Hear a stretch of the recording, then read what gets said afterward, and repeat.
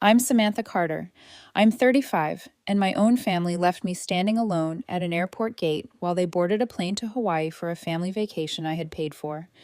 Before I tell you how their flight taking off led to my inheritance plans landing, let me know where you're watching from in the comments below. That Tuesday morning at Honolulu International felt like a scene from a movie I didn't want to be in. The air was thick with the scent of coffee and the sweet, cloying aroma of Lay's being sold at a nearby kiosk. The PA system was a constant, unintelligible murmur, punctuated by the joyful shrieks of children who couldn't wait to hit the beach. It was a symphony of happiness, and I was the one sour note. They stood before me, a united front of cold indifference. My father, Richard, had his arms crossed so tightly it looked like he was trying to hold himself together. His jaw was clenched, a little muscle twitching near his ear, a telltale sign of his stubborn anger. My mother, Helen, a woman who could normally fill any silence, was intensely focused on examining a loose thread on her purse strap. She wouldn't look at me. It was her signature move when she wanted to avoid a confrontation she had helped create. Then there was my older brother, Thomas. He was the golden child, the one who could do no wrong, and he was soaking this moment in. A faint, smug smirk played on his lips. He looked me up and down, a flicker of satisfaction in his eyes. Beside him, my sister Olivia and my younger brother Jake just looked trapped. They shuffled their feet, their eyes darting anywhere but at me, like guilty kids caught in the crossfire. This trip was supposed to be my olive branch. For months, I'd envisioned it as a chance to finally bridge the gap that had been widening between us for years.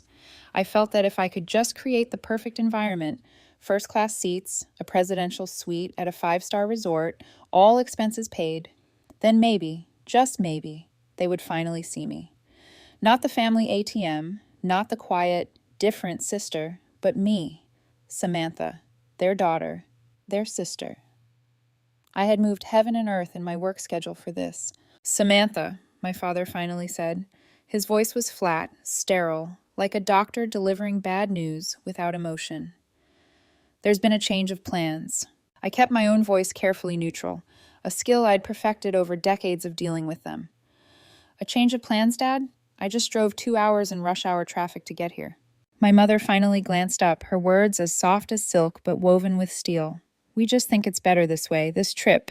It's really just for the core family. The core family. The phrase slammed into me, knocking the air from my lungs. I was a supporting character in the story of my own family. You're always so buried in your work anyway, Samantha, Thomas added, his voice oozing a fake, syrupy concern that was more insulting than any overt hostility. We wouldn't want to be a distraction. They held all the cards. My ticket was somewhere in my mother's purse. They had already checked in online as a group. And now, here at the final gate, they were formally uninviting me. I scanned their faces one last time. A desperate, foolish search for a single crack in the facade, a hint of regret, a glimmer of affection. There was nothing. Just a cold, polished wall of dismissal. A strange thing happened then. The frantic, desperate part of me that always wanted to please them, to beg for their approval, just went silent. It was replaced by an icy calm, the kind you feel in the eye of a hurricane when the world stops spinning for a moment before the other side of the storm hits. I simply nodded. Okay. I didn't plead. I didn't raise my voice. I just stood back and watched them. One by one, they scanned their boarding passes. The cheerful electronic beep of the gate scanner sounded like a timer starting a new phase of my life. They walked down the jet bridge, a neat little line of people walking out of my life, and not one of them looked back. I remained there, a statue in the river of travelers, until the gate agent pulled the heavy door shut with a definitive thud. Then I turned. I walked away from gate B23, my footsteps echoing in my own ears. I went past the Cinnabon, past the duty-free, and headed for the quiet, understated elegance of the private aviation wing. The air here was different, calmer. At a polished marble desk, a woman in a sharp uniform greeted me by name. Good morning, Ms. Carter. Your crew is ready when you are. A few minutes later, I was sinking into the plush cream leather of a Gulfstream G650, my jet. As the pilots began their pre-flight checks, I glanced out my window. Across the tarmac, I could see the massive Hawaiian Airlines jet, the one carrying my family, pushing back from its gate. I leaned my head back, the profound silence of the cabin a welcome relief. I didn't need to shout to be heard here. I didn't need to fight for a seat. As their plane began its powerful ascent into the bright blue sky, my own jet taxied smoothly onto the runway. I picked up the sleek satellite phone from its cradle. "Jonathan," I said, my voice steady and clear, "it's Samantha Carter. There's been a change of plans. I'm en route to Chicago. Clear your afternoon. We need to restructure my entire life." As they flew toward their island paradise, I was flying toward my own liberation. The 8-hour flight to Chicago was like being in a decompression chamber, floating at 41,000 feet. The world below, the world that contained my family, seemed distant and insignificant. The flight attendant, a consummate professional named Claire, asked if I'd care for a glass of Dom Perignon, or perhaps the Wagyu steak for lunch. I politely declined. All I wanted was a bottle of still water and the vast, empty silence of the cabin. Staring at the curve of the earth, the memories weren't just a flood. They were a meticulously curated exhibition of every time I had chosen to be their doormat. It was never just about the money. The money was just the ink used to write the story of my worthlessness in their eyes. The real story, the one that explained why a grown woman would tolerate this for so long, was rooted in shame. It was rooted in a Thanksgiving dinner 10 years ago. I was 25, and my world had just ended. My first startup, a little app I'd poured 2 years of my life and every dollar I had into, had crashed and burned. It was supposed to be a tool to help local mom-and-pop shops compete with big-box stores.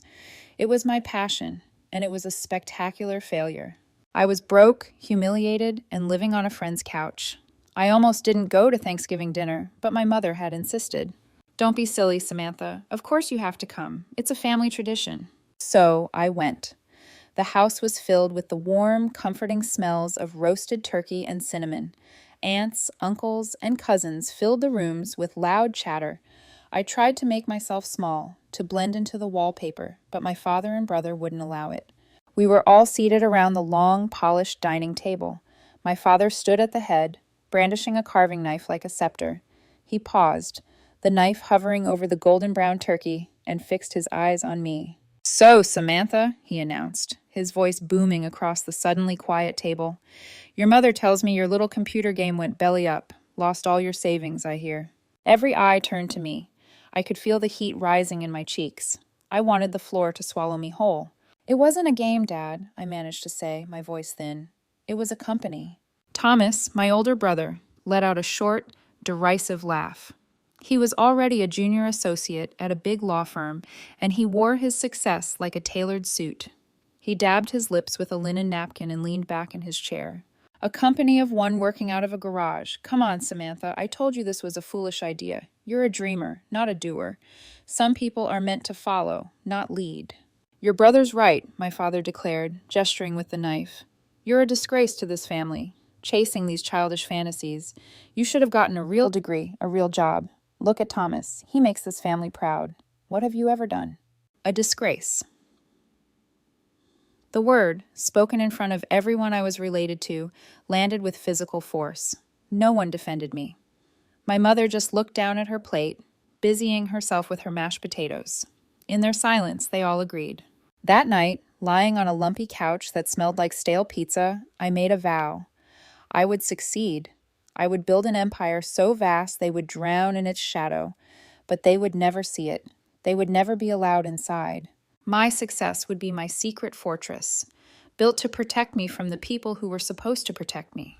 I craved their approval so badly that I hid my entire life from them, terrified they would find a way to tarnish it, to call it a fluke, to prove to me once and for all that I was, and always would be, a failure in their eyes. So I vanished into my work.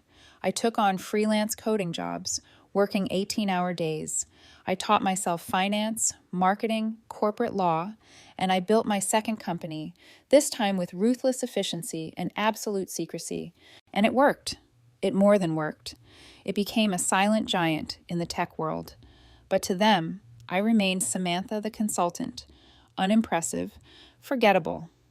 They never asked for details because they weren't interested. Their interest only ever ignited when they needed something. Their needs became a constant drumbeat in my life. I remember Jake's call like it was yesterday. He was a sophomore in college and was hysterical.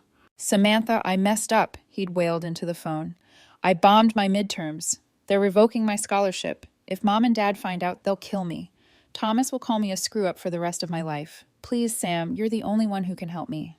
He swore up and down he'd learned his lesson, that he'd get a job, that he'd pay me back.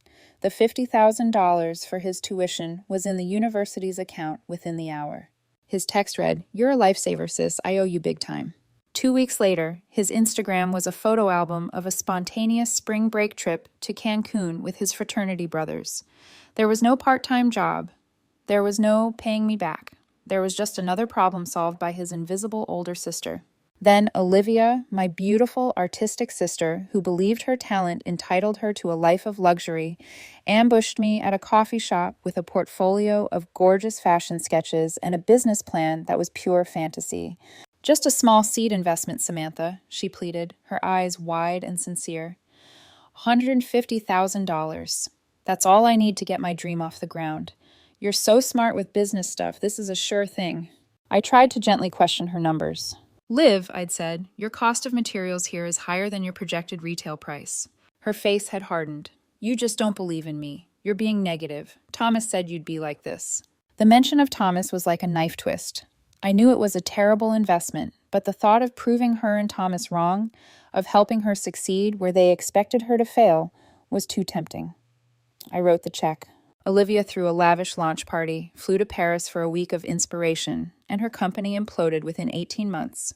When it was over, she didn't thank me for the opportunity. She blamed me. "The seed money wasn't enough," she claimed. "If you had really believed in me, you would have given me more." And the worst, the absolute worst, was Thomas, the golden child. He called me at 2 a.m, his voice a ragged whisper, a massive malpractice suit. He'd made a colossal mistake and was about to lose everything, his job, his house, his license. "I'm ruined, Sam," he croaked. The arrogance was stripped from his voice for the first time in his life. "Emily's already talking about leaving. It's all over." The dark, wounded part of me wanted to hang up. I wanted to say, "Welcome to the club, brother. Failure is a tough pill to swallow, isn't it?" But I couldn't. He was my blood, and the deeply ingrained programming to be the family's silent janitor, the one who cleans up all the messes, took over. "How much?" I asked, the word tasting like ash in my mouth. The number was obscene, more than $250,000. I wired it from a holding company account, saved his career. His thank you was a 2-word text. Got it. Within a year, he was back to his old self, treating me with the same casual condescension as always, as if his moment of desperate need had never happened. My parents were no different. Health scares, home renovations, new cars, lavish vacations they'd post all over social media. I paid for it all. I was their secret benefactor, their invisible safety net. On the plane, high above the clouds, I finally saw it all with perfect, painful clarity. It wasn't a family, it was a system, a parasitic ecosystem where they fed on my resources and my desire for their love, and I was left drained and empty. I picked up the satellite phone and called Alex, my COO and only true friend. His face, etched with concern, appeared on the screen. "I thought you were supposed to be in Hawaii," he said immediately. I told him everything. The gate, the words, core family, my decision. Alex listened without interruption, his expression shifting from concern to a slow, burning anger on my behalf. When I finished, he just nodded. "Finally," he said, his voice firm with a loyalty I'd never gotten from my own blood. "I'm proud of you, Sam. You've been letting them bleed you dry for a decade. So, what's the play with Jonathan?" I looked out at the setting sun, a fiery gash across the horizon. "The play," I said, feeling a cold resolve settle into my bones, "is to cauterize the wound, all of it." A rare, fierce grin spread across Alex's face. "Excellent. I'll get started on the paperwork for the S.M. Carter Foundation. Naming it after your father is a masterstroke of psychological warfare." I knew he was half joking, but he was also right. It was a monument to the man my father could never see, built from the ashes of the family they had decided I wasn't a part of. As the plane began its final descent into Chicago, a sense of calm I hadn't felt in years washed over me. The turbulence was over. I was finally flying on my own. The offices of Blake and Associates occupied the top 2 floors of a gleaming skyscraper that scraped the clouds above the Chicago River. It was a place of quiet power, where the hushed tones of phone calls could move markets and change lives. Jonathan Blake, my lawyer and mentor, was waiting for me. He was in his late 60s, with a mind as sharp as the creases in his suit and eyes that missed nothing. He'd been the one to draft the initial articles of incorporation for my company when it was just me and a laptop. He knew the whole story. "Samantha," he said, shaking my hand firmly. His grip was strong, reassuring. "Your call was concise. I take it this isn't a social visit." "It's the most important business I've ever had, Jonathan," I replied, taking the seat opposite his vast oak desk. The city of Chicago sprawled out behind him like a map of my new future. I didn't waste time on emotion. I laid out the strategy with the same dispassionate precision I would use in a boardroom. Phase 1, I began, is a complete financial quarantine. I want all recurring transfers, all credit lines, all access to any account I fund terminated for Richard Carter, Helen Carter, Thomas Carter, Olivia Carter, and Jake Carter. The cutoff is to be effective as of this moment. Jonathan listened, his pen making small, neat notes on a yellow legal pad. "Understood. We can have that executed within the hour." He paused. "They will feel that immediately." "That's the intention," I said. "Phase 2 is asset reclamation," I continued. "I have 2 specific agreements I want to enforce. First, the seed investment of $150,000 made to OC Designs, LLC, owned by Olivia Carter. She has been in breach of the performance and reporting clauses for over a year. I want to exercise my right to reclaim." Jonathan's eyebrows shot up. "Samantha, that's a kill shot. Her business is a house of cards. Pulling that support will fold it instantly." "A house of cards built with my money. Let it fall," I said flatly. Second, the personal loan of $250,000 made to Thomas Carter. It was structured with a clear repayment schedule which he has ignored for 2 years. I want to issue a formal demand for immediate repayment of the full amount plus accrued interest.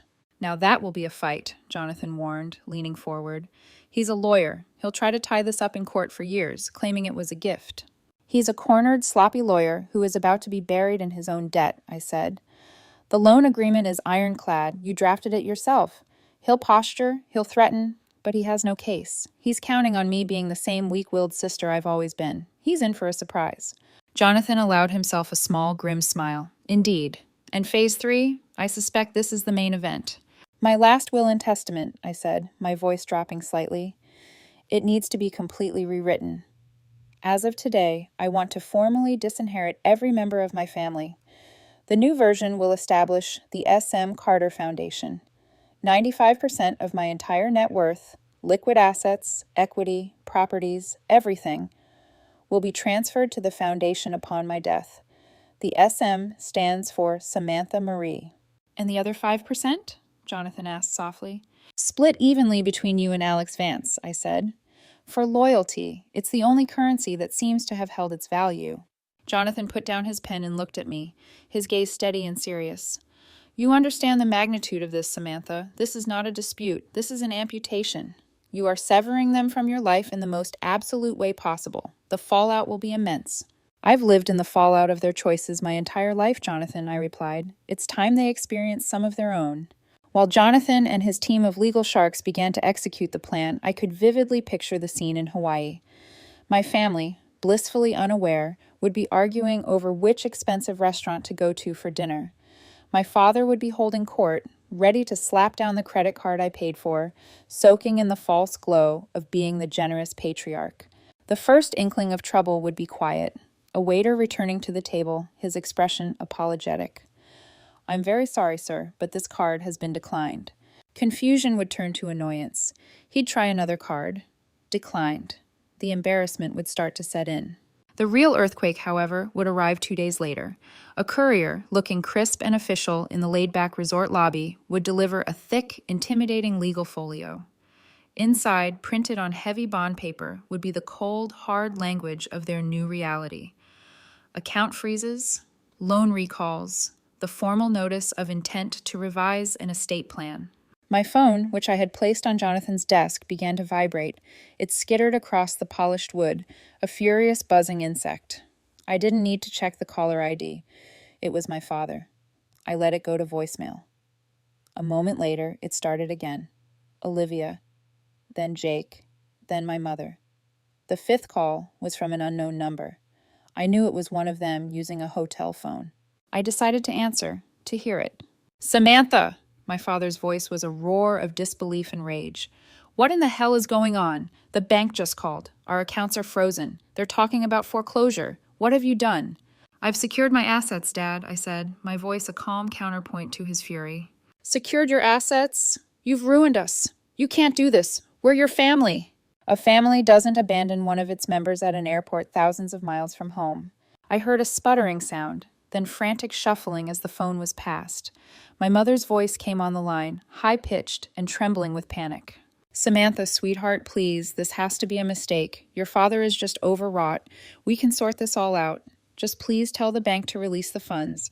We can't even pay for our hotel room. They're threatening to lock us out." "You should have planned your budget more carefully before you decided who was core family and who wasn't," I replied, the words like ice. And then she said it, the line that incinerated any remaining shred of doubt or pity. In a desperate, sobbing shriek, she revealed the pathetic truth. "This is because of Thomas," she cried, the words tumbling out in a rush of self-preservation. "He was the one who said you just ruined the trip for everyone. He said your success makes everyone else feel like a failure, and we should just have one nice trip without that hanging over our heads. I knew we should have never listened to him." So there it was. Not a misunderstanding, not a last-minute change. It was a premeditated act of cruelty born from my own brother's poisonous envy, and my parents had been willing accomplices. The last thread of my old life snapped. "Goodbye, Mother," I said quietly, and ended the call. I switched the phone off. I knew the war was far from over. Within the hour, Jonathan's personal email pinged. It was from Thomas, a long, rambling screed filled with legal threats, personal insults, and desperate bluffs. He was going to sue me for elder abuse.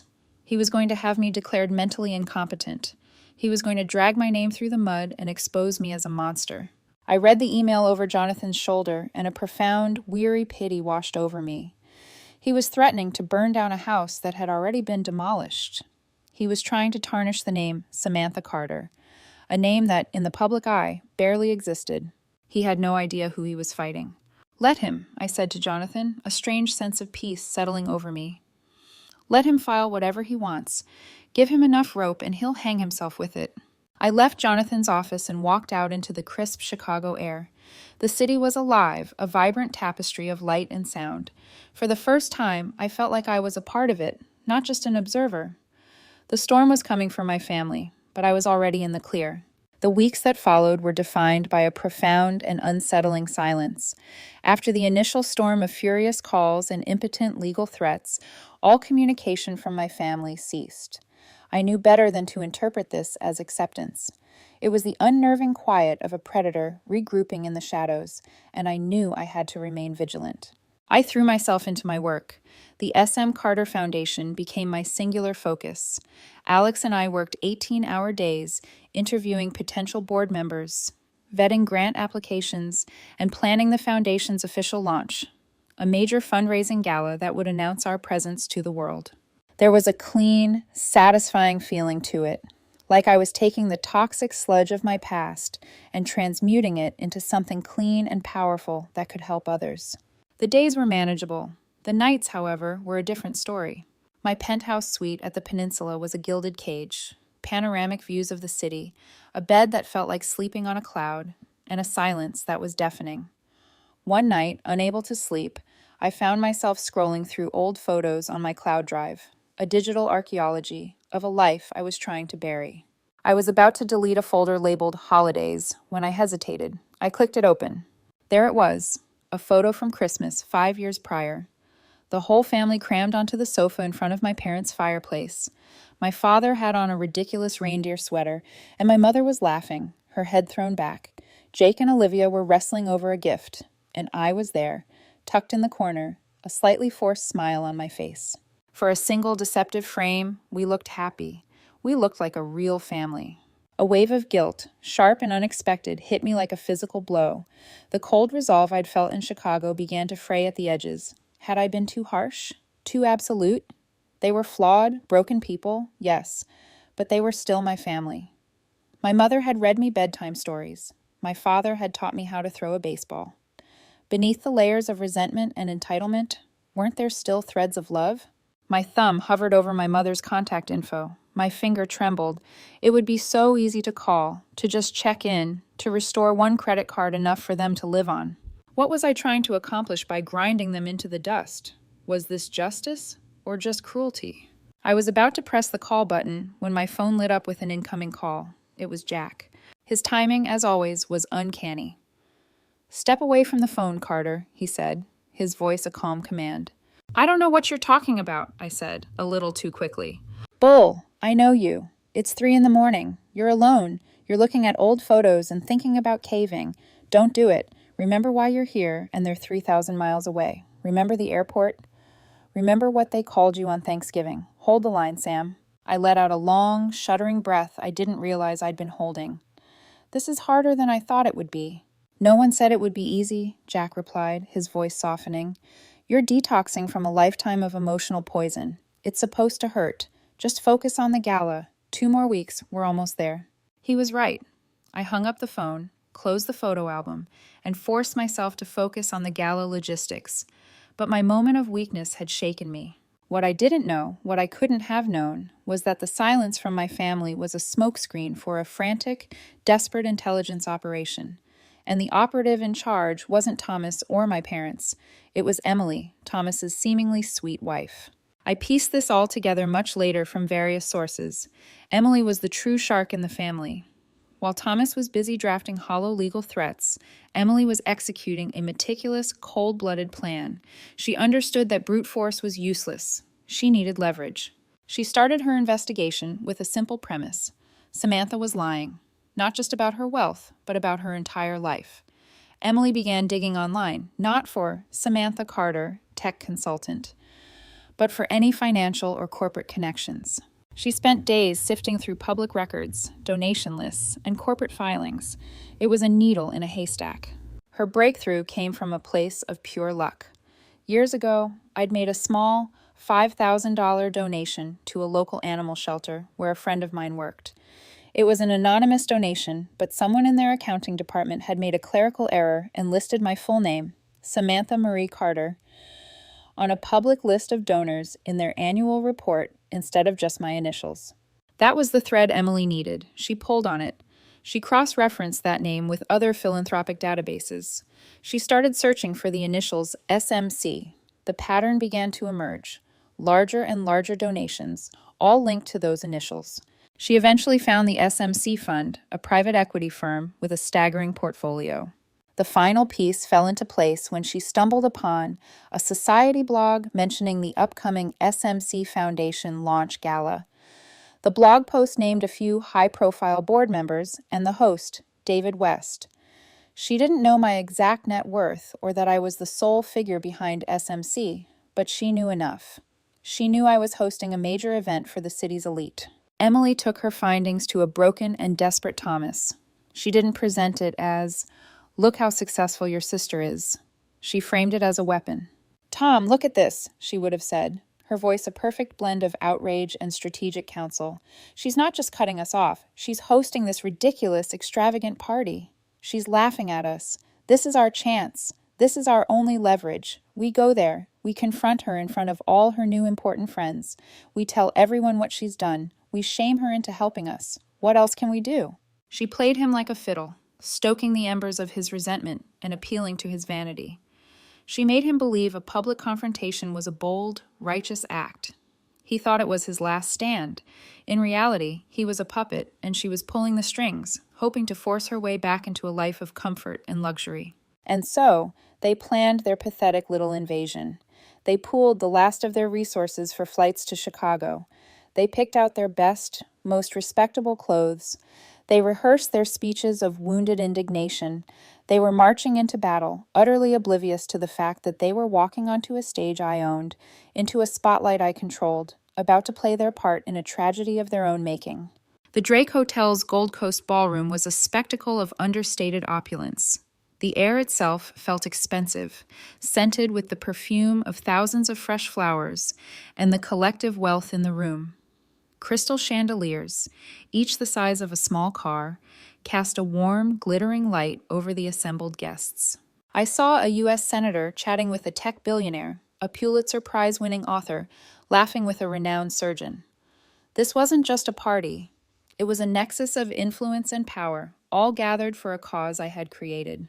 I was in a conversation with Mark Ellison, the formidable CEO of a publicly traded tech company and a new member of my foundation's board. He was a man I admired not just for his business acumen, but for his integrity. We were discussing a new initiative when a subtle shift in the room's atmosphere made the hair on my arms stand up. The ambient, civilized hum of conversation faltered. A pocket of silence was spreading from the main entrance like a crack in a frozen lake. I turned before, and my heart stopped. There they were, framed in the grand arched doorway. My family stood like a living tableau of desperation. They were horrifically out of place. My father's suit was too tight in the shoulders, its fabric shiny with age. My mother clutched her old handbag to her chest, as if it could ward off evil spirits. Olivia and Jake were pale, their eyes wide with a mixture of terror and awe, clearly overwhelmed by the scale of the room. Leading the charge was Thomas, his face a mask of grim, rehearsed determination. Right behind him, her hand on his arm in a gesture of faux support, was Emily. They looked like peasants who had stumbled into a king's court, and they were walking directly toward me. "Samantha," Mark murmured, his eyes narrowing slightly. "Friends of yours?" "A complication," I said, my voice tight as a guitar string. Thomas didn't wait. He closed the distance between us and, ignoring the tuxedo-clad guests who had to step aside for him, launched his attack. He didn't just speak. He projected his voice, aiming for maximum collateral damage.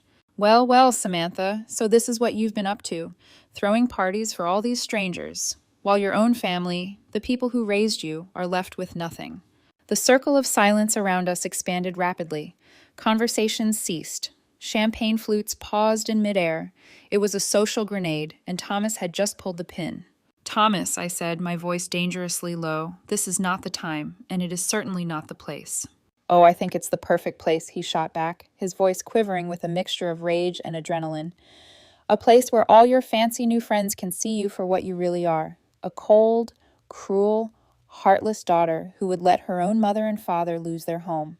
My mother, right on cue, began to cry. Not loud, hysterical sobs, but the quiet, dignified tears of a long-suffering matriarch. "We just don't understand, Samantha," she whispered, her voice carrying in the sudden quiet. "How could you be so cruel?" It was a masterful performance. I had to give them that. To any outsider, it was a clear-cut case of a new-money daughter abandoning her humble roots. I could feel the judgmental stares, the whispers starting to ripple through the crowd. The old, familiar shame began to prickle at the back of my neck. But then I looked past them, past their manufactured drama, and saw the giant screen behind the stage bearing the Foundation's logo, a bold, elegant SMC. I was not the person they thought I was. I was not the girl they had raised to feel small. Just as I was about to respond, a calm, authoritative voice cut through the tension. It was David West, the evening's host, a news anchor with a face recognized in millions of homes. He moved toward us, microphone in hand, his expression one of polite concern. He didn't look at my family. He looked directly at me, and in front of everyone, he spoke with a tone of profound, unquestioning respect. "Ma'am," he said, his voice amplified just enough to be heard throughout the ballroom. "Ms. Carter, I apologize for the interruption. Is there a problem? Do you require security to escort these individuals out?" The effect of those three words, "Ma'am, Ms. Carter," was more devastating than a physical blow. My family froze solid. Thomas's mouth, which had been opened to deliver another volley of accusations, hung agape. They had come to confront Samantha, their screw-up sister. They were utterly unprepared to be faced with Ms. Carter, a woman who was addressed with deference by famous people, a woman who had security on standby. My father's face went slack, his eyes wide with utter confusion. My mother's tears stopped, as if a faucet had been turned off. They looked from David West to me and back again, their minds struggling to reconcile two completely different realities. I gave a slight shake of my head. It's all right, David, thank you. This is a family matter that seems to have lost its way. But the spell was broken. The entire foundation of their attack had crumbled into dust. Mark Ellison, seizing the moment to end the spectacle, stepped forward. He placed a hand on my shoulder, a clear gesture of solidarity. He looked at Thomas, his voice calm but carrying an unmistakable weight of authority. I don't believe we've been introduced, he said, but I have had the privilege of knowing S.M. Carter for several years, and I can tell you that the woman who created this foundation, the woman who has anonymously given away millions to support families in crisis, is the furthest thing from heartless I can imagine. So whatever this is about, I strongly suggest you find a more private venue. You are making a terrible mistake. S.M. Carter. Mark had said the name of the foundation, my initials. In the stunned, cavernous silence of that grand ballroom, I watched the final, catastrophic realization slam into my family. It was my father who connected the dots first. He looked from the massive SMC logo on the screen to me, then to Mark Ellison, a man he clearly recognized from the cover of Fortune magazine. His face drained of all color. His mouth opened and closed, but no sound emerged. Thomas just stared, his arrogance and rage dissolving into a pale, gaping horror. Samantha. SMC. His little sister. The disgrace. The failure. It was impossible. It was a category error in his brain. But the evidence was all around him. The opulent room, the powerful guests, the difference, the respect. All of it was screaming a truth. His mind had refused to accept. They hadn't come to confront a black sheep. They had just discovered the black sheep owned the entire world they were standing in. Their plan to humiliate me had backfired with nuclear force, and they were standing at ground zero. The hotel security were ghosts in sharp suits. They appeared without a word, their presence alone a powerful suggestion. They didn't lay a hand on my family. They simply created a silent, unreachable perimeter, expertly maneuvering them away from the gawking crowd and toward a discreet door I knew led to the hotel's private library. I gave a brief, apologetic nod to Mark and David, a silent promise to explain later, and followed my family into the suffocating quiet. The heavy oak door clicked shut, muffling the sounds of the gala to a distant murmur. The room smelled of old leather and lemon polish. The five of them stood huddled together on a priceless Persian rug, looking small and broken beneath the gaze of the portraits of long-dead Chicago industrialists that lined the walls. All the fight had drained out of them, replaced by a pallid, sick shock. Emily, ever the opportunist, was the first to try and recalibrate. She took a step forward, her hands outstretched, in a gesture of peace, her voice trembling with what I was sure was calculated vulnerability. Samantha, we are so sorry. We didn't know. If we had any idea that you were this, we would never have... Be quiet, Emily. The voice was Thomas's, but it was alien. All the bluster, the arrogance, the polished, lawyerly cadence was gone. It was a hollow, broken sound. He was staring at the intricate pattern on the rug as if it held the answers to the universe. For once in your life, he whispered, just be quiet. My father, looking 20 years older than he had an hour ago, finally found his voice. It was raspy, thin. S.M. Carter. Samantha Marie Carter, he repeated, as if trying to make the name make sense. I saw the foundation name online. I thought it was some kind of sick joke, a way to mock me. It was never a joke, Dad, I said, my voice devoid of heat. It was just a name. It meant something to me. Once. My mother collapsed into a wingback chair, her face in her hands, her sobs real this time, dry and racking. All this time, she wept. All this time you were this person, this important person, and you never told us. You let us think you were nothing. A spark of my old anger flared. Let you think? I didn't have to let you think anything. You decided I was nothing long before I had anything. You decided it on Thanksgiving 10 years ago, when you called me a disgrace in front of 30 people. What was I supposed to tell you? Hey, Mom, Dad, Joe. You know how you think I'm a complete failure? Well, surprise. I'm secretly a multimillionaire. What would that have changed? Would you have suddenly been proud of me, or would you have just seen a bigger wallet to draw from?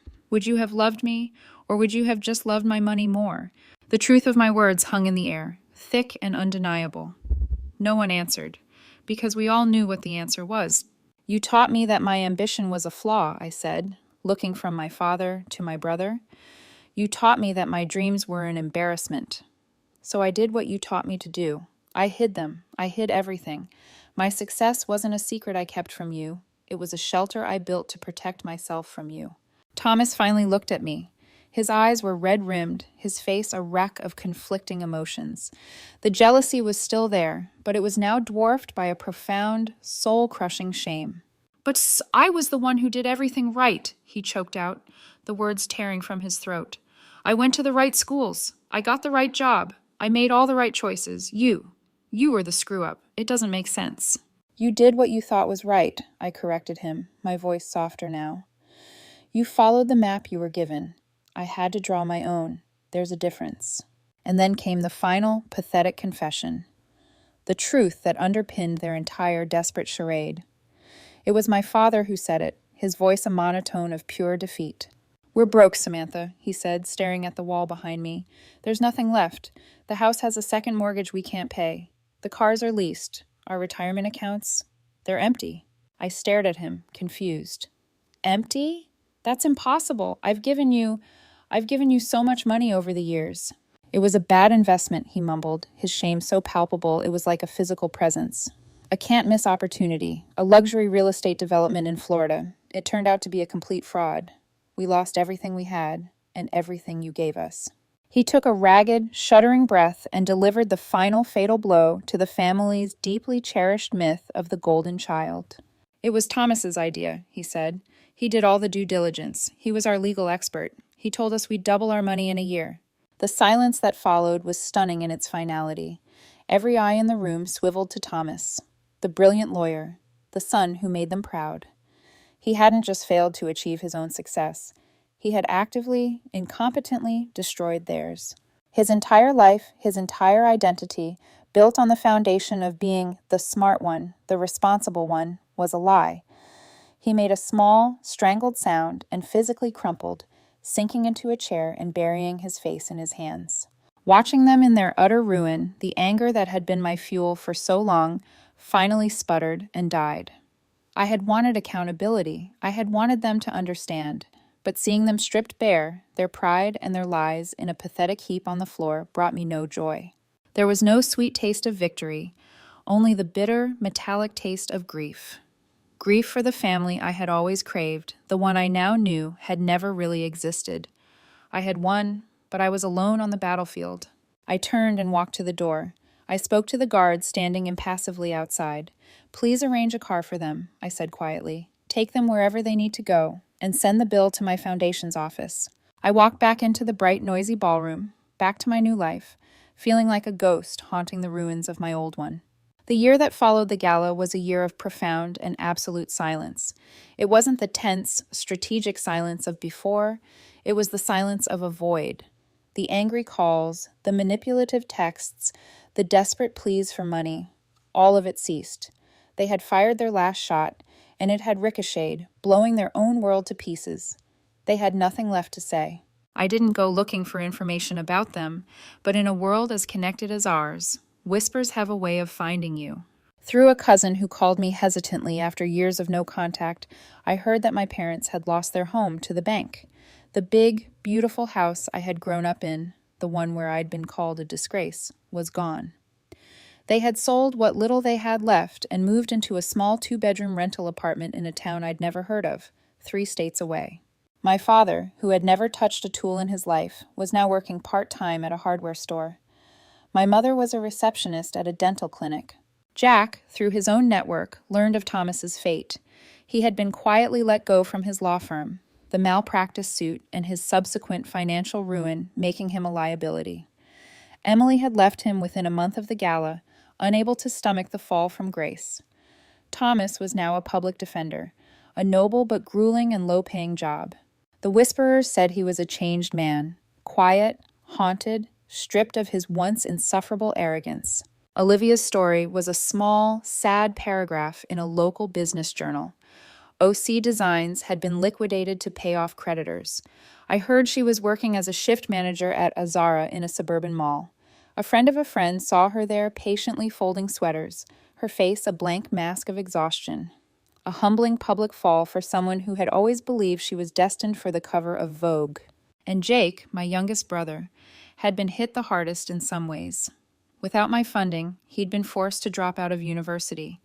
The life of leisure was over. He was working 2 jobs, a barista in the morning, a waiter at night, living in a tiny apartment with 2 roommates, trying to pay off his student loans, and save enough money to someday go back and finish his degree.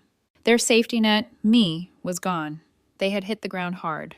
A part of me, the part that still remembered the sting of their cruelty, felt a cold, hard knot of justice. They were finally learning. But a larger part of me just felt a deep, resonant sadness. I had wanted them to see me, not to be destroyed. My own life, in contrast, was taking flight. The foundation became a force for good, a testament to the idea that from great pain could come great purpose. We launched scholarship programs, funded small businesses, and supported community projects. The work was demanding, fulfilling, and it began to fill the vast, empty space my family had carved out inside me. I honestly believed I would never hear from them again, that the final brutal scene in the library was the end of our story. Then, about a year after the gala, a letter arrived. It wasn't a legal document. It was a simple, flimsy envelope addressed to my office in my mother's elegant, familiar script. I held it in my hands for a long time, the paper feeling both foreign and deeply familiar. My first instinct was to have my assistant shred it unread, but I couldn't. A stubborn, foolish flicker of something, maybe not hope, but curiosity, made me slide my finger under the seal. The letter inside was written on a single sheet of plain paper. As my dearest Samantha, I write this letter with no expectation that you will read it, and certainly with no right to hope for a reply. It has been a year, and I know for us it has been a year of difficult, painful, and necessary lessons. Your father and I are in a smaller place now. It's quiet. He has started a small garden in the backyard. He spends hours out there pulling weeds. He says it's good to feel the soil on his hands. He has never been a gardener. I think it's his way of trying to grow something new. Life is very different.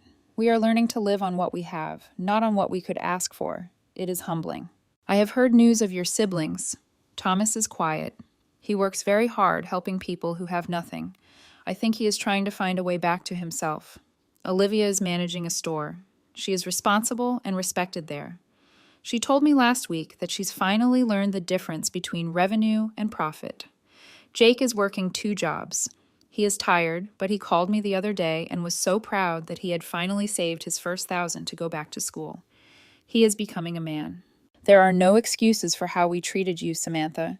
Not for the airport, and not for all the years that came before it. We were blinded by pride and foolishness. We saw your success not as something to celebrate, but as a mirror that showed us our own shortcomings, and we resented you for it. We failed you as parents in every way that matters. I am not writing to ask for your forgiveness. That is not something we have earned the right to ask for, and I am not writing to ask for your help. We are learning, finally, to help ourselves.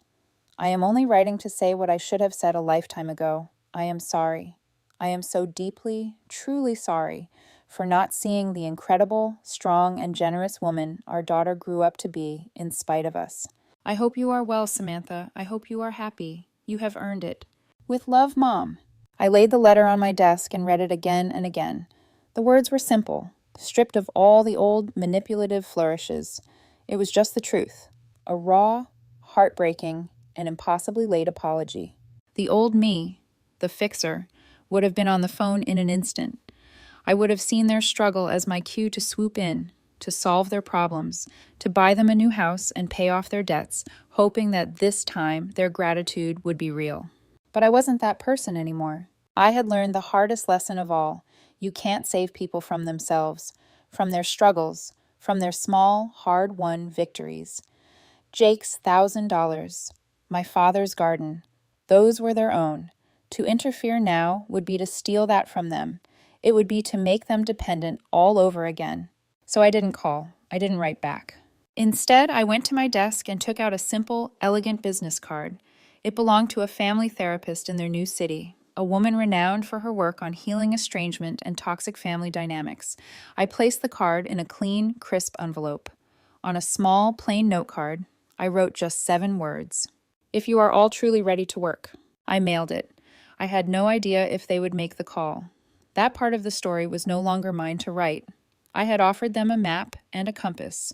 Whether they chose to take the first step on that long, difficult journey back to each other, and maybe someday back to me, was entirely up to them. I had finally let go.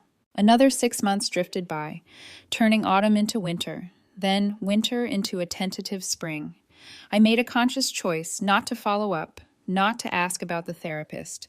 My own healing depended on my ability to detach my peace of mind from their choices. It was a daily practice, this act of letting go. My life bloomed in the space that my family's drama used to occupy.